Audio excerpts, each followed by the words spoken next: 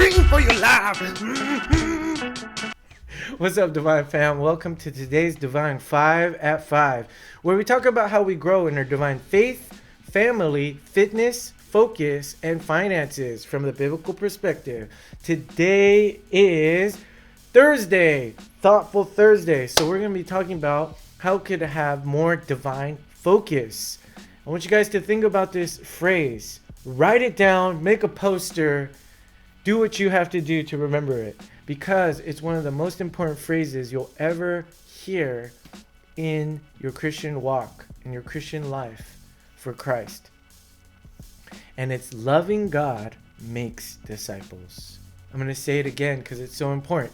Loving God makes disciples. Maybe your church motto is love God and love people. Many places where you go to grow your faith, they'll say love God, love people. But what I want to tell you today is loving God makes disciples, because we recreate what we love. You ever notice a little kid, and he's wearing like a Warrior jersey, like a basketball Warrior jersey, and then you see his dad and he wears a Warrior jersey, and you're like, oh yeah, the dad influenced his son to be a Warrior fan. It's very easy to be a Warrior fan nowadays. They're very good. When I was growing up, they were pretty bad, and so there weren't as many. But one of the interesting things when I was teaching high school is I would see students, and they would wear jerseys of teams that were out of state. Like some of them would have like a Dallas Cowboys jersey, and I was like, "How'd you become a Cowboys fan?" He's like, "Oh, my dad." And our children are watching. They're not watching me because I have no children, but the children are watching the adults.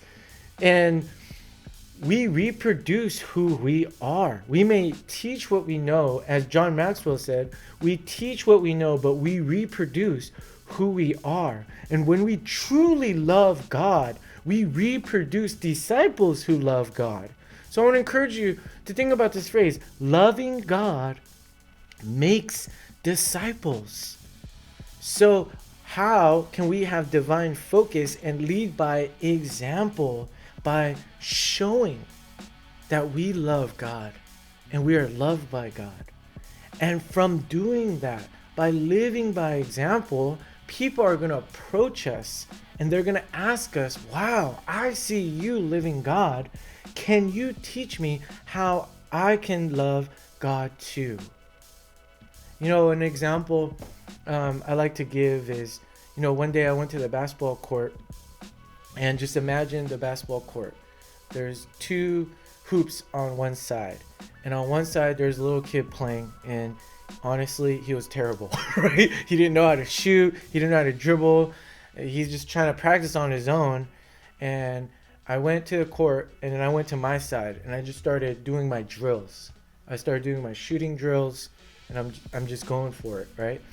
And the kid, I could kind of see in my peripheral vision, he's always kind of looking at me if I'm going to make the shot or not. You guys do that when you guys walk by? I know for all you hoopers, when you walk by the court, you kind of see, oh, I want to see how good these guys are, right? And you see if they make the shot, and if they make it, you could see the person like, yeah, I made it, while that guy's watching. But if they miss it, they're like, shame, like, oh man, I missed it. And so he's peeking, and then as I'm doing my drills, he finally comes up to me and he has the courage and he says, hey, can you teach me how to shoot? And that's what life is like.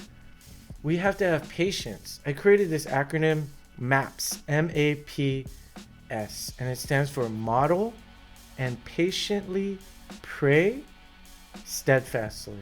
Model and patiently pray steadfastly. It spells MAPS. Because the temptation I think that I have and we have a lot is we like to go to people and we like to try to tell them like, oh, you got to do this, you got to do that. Hey, let me teach you. And when that happens, a lot of times the student is not ready.